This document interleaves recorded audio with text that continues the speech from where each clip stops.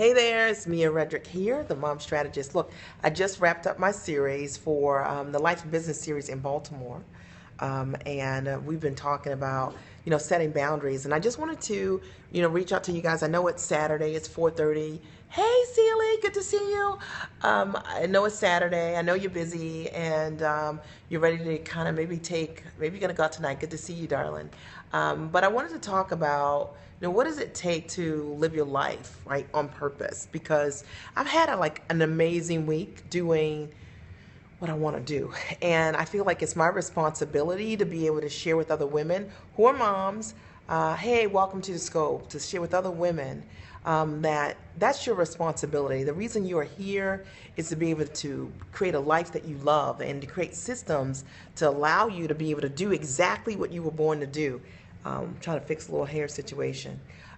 So, tell me where you're from, and I'm going to keep the scope short, but I wanted to share with you, just a couple of things that I've learned about doing what I love to do and when I do what I love to do, everything's better. Everything's better. And I think sometimes in motherhood as a mom, we never think that we can have exactly what we want. We talked a lot about that this weekend, setting boundaries for yourself. Is the foundation of setting any boundary is really knowing what you want.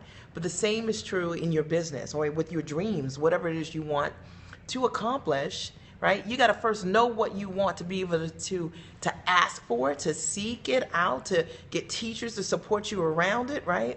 To monetize it. And a lot of times if you find out there that you aren't maybe living your dream or living your purpose, or maybe it just seems so far away from you, it's not that far. You need to get clear about what it is, and you deserve to have a life that you dream about. And I'm going to tell you why. I know it sounds kind of hokey, but it's my truth, so I'm just going to tell you. My clients will always tell you I just share my life with you. When I started my business 10 years ago, really 13 years ago, but I worked as a coach professionally for 10 years. I had no idea that when I look back now, that I would have had the opportunity to do exactly what I want to do in my life. And it literally started just with one step at a time of just saying, this is what I really want to do. If I could do anything in the world, I'd love to be able to be a trainer and work with moms in some way. And I didn't really have a plan. There was no roadmap. There was nothing carved out for me. There was no one saying, do this, Mia. But I just followed my heart, and I followed the things that I love to do. So if you're out there and you're trying to figure out, what's next for you, what's next for you is for you to get clear about what you love to do. And the foundation for everything that I created in my business, it was a mom coach, guys. 13 years ago, nobody knew what that was. So there was no validation for being a mom coach. There was no one saying, hey, up top, Mia, that's great. But I just moved toward love. Like I literally said, I love being a mom. I love talking about motherhood and strategies in motherhood to make things work. My foundation was that I had a mom that was a really great mom that taught me the importance of setting systems for myself. And she taught me that because she didn't have any systems for herself, okay? I didn't know what it was going to look like. It was a very imperfect journey. But when I look back now, it's been 10 years, I get to do exactly what I want to do. I get to monetize my passion, right? I get to make money doing what I wanted to do. But 10 years ago, I didn't know what that was going to look like. And you may not know, depending on where you are right now, you might not know what it looks like either, but you can still have it. And then the foundation for it was just me starting with what I love. And I will say that I apply that to almost anything that I'm doing. When I think about my customers, I think about what are the kind of people that I'd love to work with. And I just come up with a picture of what they look like. Like, who are they? What kind of people are they? They're integrity-based people. They're loving people. They're smart. They love their family. They enjoy motherhood in some way. They enjoy having great positive relationships. They are women who understand that they can be a woman and they can be a mom and that they don't compete with one another. Those are the kind of women that I dreamed of being able to work with. And you know what? That's who I get to work with. I work with brilliant and amazing women, and that started with what I love to work with. I started with, what would I love to write? Like, what kind of book would I love to write? What would be the impact? And I literally said I'd write a book about how to make time for yourself. Like, literally, how would you do it? And why would you do it? And I just started with what I loved. And so if you are stuck in any way, you know, sometimes we try to decide to do things based on what we think we should do. And I don't know that any of the decisions that I make right now are based on shoulds or oughts, because that's not real. I base them on love. That's really it. That's really my secret. And what I found is, for me, when I focus on those things, then I'm not worried about, you know, who my competitors are, or, hey, yeah, thank you so much, Celie. I'm not worried about, you know, who my competitors are or what anybody else is doing, because what they're doing isn't a part of my story. My story is to find love and joy in all that I do, and that means that's what my goal is, to find more joy around, and whatever that is, it's not a part of anybody else's story, it's part of my story. So I just want to say that to you. If you're out there and you're in your business and you're trying, welcome to the scope, and you're trying to figure out for yourself, you know, what's next. Or maybe you're feeling like, you know, your business isn't growing like you want it to grow, or maybe you're wondering if, like, maybe you made a mistake. I don't know if that's the case. I think you need to focus more on what love looks like, what joy looks like. If you got to play in your work, and your work is play, my work is my play. And any of my clients will tell you that, you know, I'm working, I am, but I'm having fun along the way. You know, today I was here in Baltimore at the Life and Business Series, and I had a chance to spend time with some incredible ladies. Thank you so much. Some incredible ladies who, it was fun, and I was working, and I got paid to work. But it was fun, okay? So it doesn't have to be this mundane thing. It doesn't have to be a grind. And I know that's what you've heard. Thank you so much. I appreciate you. I know that's what you heard, because that's what we hear from people who say, your work's got to be your grind, your hustle. My work is not my grind. My work is not my hustle. My work is like a work of art. It's my paintbrush. I take it out. I get to work with brilliant, vibrant, incredible people. I get to talk to them about brilliant ideas that they want to put out in the world. You know, I get to work with thought leaders who are incredible. You know, it's not a hustle. It's not that. It's not a grind. You know, this week I had the great fortune to do a keynote in Trinidad and Tobago from my house. That is not a grind. There's no part of that was a grind. It was easy. It was effortless. It fit a model that works for my life, which is to build my business with time-rich models, so I don't have to go chase money in order for me to get in front of my customers. And I just want to say that to you, because if you're a mom out there and you've heard one way to be able to grow your business and do your business, grind sounds so miserable. Shouldn't we love and enjoy what we do? Absolutely. Wow. And I think we don't have enough people talking about that. So, you know, you have this model of, to build a business, it's got to be hard and painful, and you got to be a hustler. No, that's not how I built my business. And my business is based, my foundation for my business is love. I want to love what I do.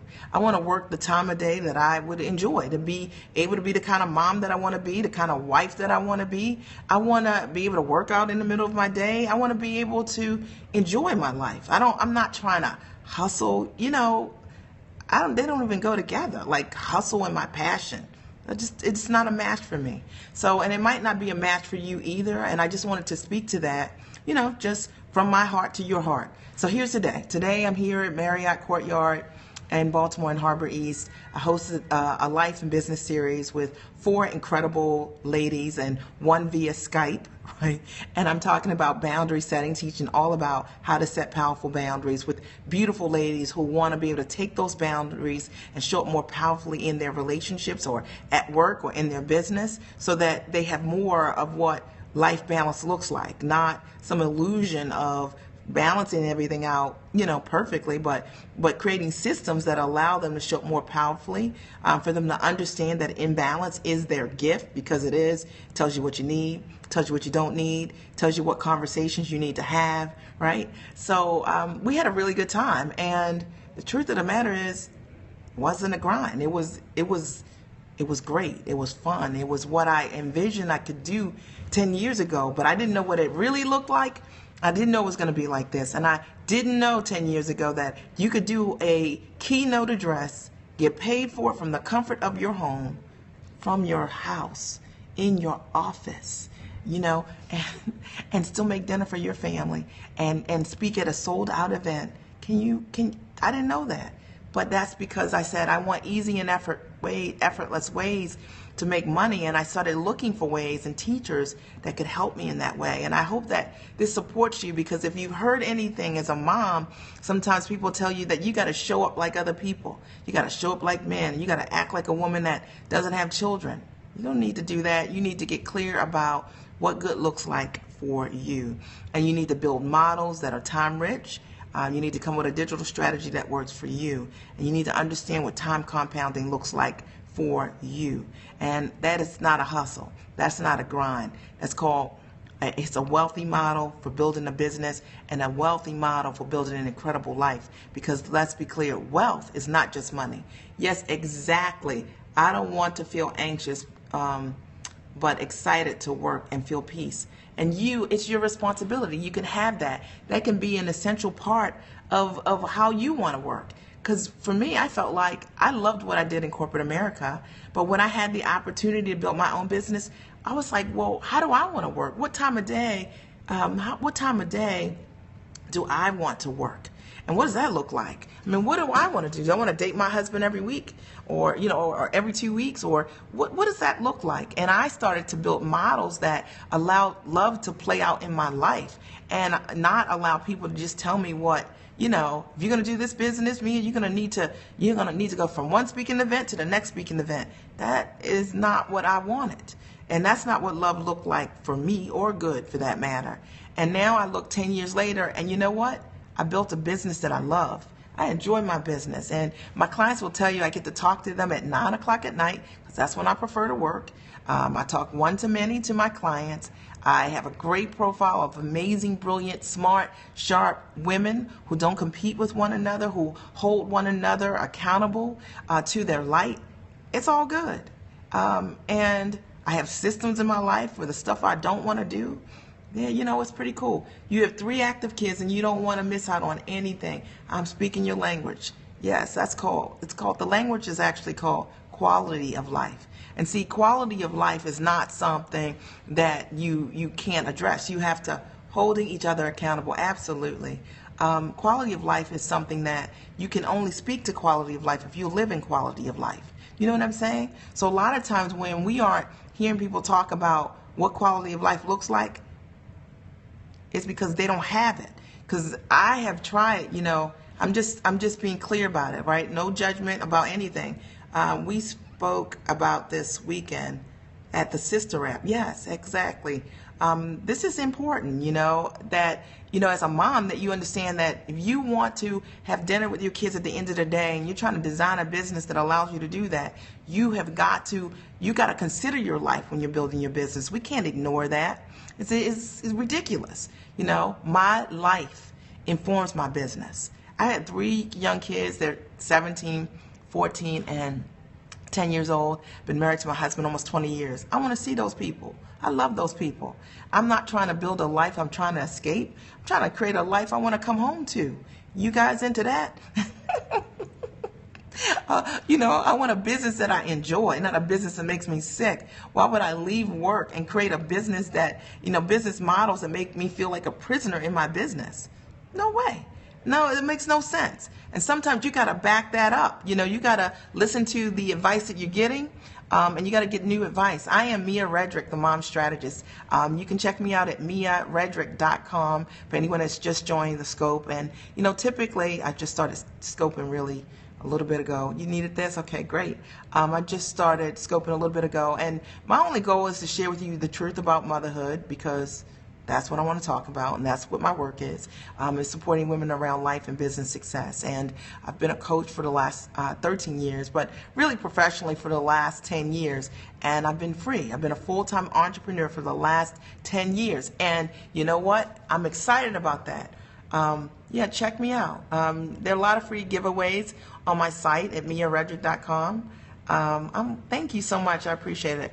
I think it's my responsibility to share the truth about how to build a business as a mom, and not to, not to talk about it in a way that doesn't say teach the how. That's really what my specialty is I teach the how to, the really, how do you create, everybody wants work-life balance, maybe. Is that what everybody wants?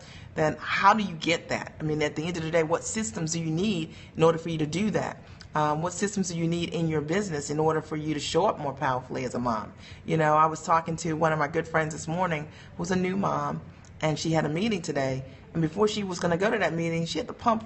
She's nursing her daughter, who's like 3 months old. She had to pump, right? She had to we got stuff we've got to do as a mom in order for us to even be able to get to and show up powerfully in different ways. So we can't ignore the fact that we are moms in business. We got to create systems for ourselves so that we can become consistent and be persistent to get things done and create results in our business. And that is really the coaching models that that I use are all around supporting women who are entrepreneurs who want to create systems so that they can get real results in their business. And but this week it was just like great for me because it was like full circle. I had just hosted, some of you guys might know this, I hosted a retreat for moms about 2 weeks ago.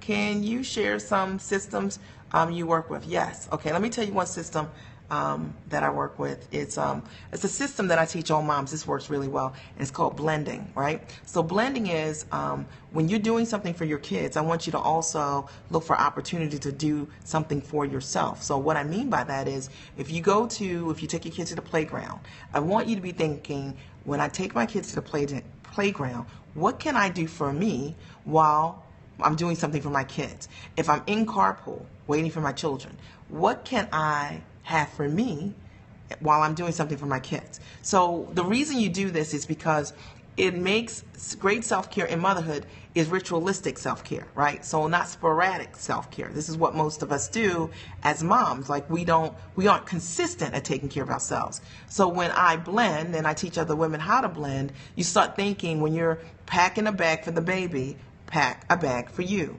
What do you want to read? What do you want to do that day? Do you want to journal that day? Do you want to write a chapter in your book? It's productive and it's multitasking. And I don't believe that at the end of the night is the best time to care for yourself. I'm tired at the end of the night, after I'm driving the kids around. So I want to give myself some quality time, some of my best time when I'm giving the kids, some really great time at peak hours during my day. Blending is a great strategy. I'll share another one with you, which is a strategy that I teach. Is a strategy that I teach called DIPP, D-I-P-P. The acronym is D-I-P-P, delegate, incorporate others in your space. The other P is plan, and then the last P is purge. Now, if you ever want to create time for yourself, right? Most moms say they don't have time for themselves to do anything consistently for themselves. You got to dip, okay? You got to delegate something in your life to someone else, all right? That might be your spouse, right? It might even be getting your kids to set the tables or alternate days to do dishes or something, but you got to delegate in order to create time. The I is D-I-P-P, that's it. You've got to incorporate others in your space. Now, incorporating others in your space might mean a mother's helper might have to come in. Now, those are 13-year-olds, right? They can't work, because they're young, but they're very helpful. They can read stories to your kids. They can take the dogs on the walk. They can watch your kids while they're on the swing in the backyard. So start thinking creatively how you can dip. Now, one of the things that I did was I would bring a mother's helper with me to the movie theaters because I had 3 kids, and my kids did not have to go to the bathroom at the same time. Do your kids have to go to the bathroom at the same time? In the movie theater. So it was nice to have that 13-year-old to be able to sit with, the other 2 children while I would take the 3rd child to the bathroom. So incorporating others in your space is another way to, to lessen your load, to support you as a mom. Or it could be that you take someone with you to the pool, so you have another share of hands, right? So to help you. The other P is planning. So it's impossible to find time for yourself without planning, and most moms aren't really good at planning for themselves and putting themselves on the calendar. But I actually plan 90 minutes a week of self-care for myself. I've dated myself for 90 minutes a week for the last 16 years or so. My mom made me promise when I was pregnant that I would date myself on a self-date, 90 minutes a week. So I actually believe in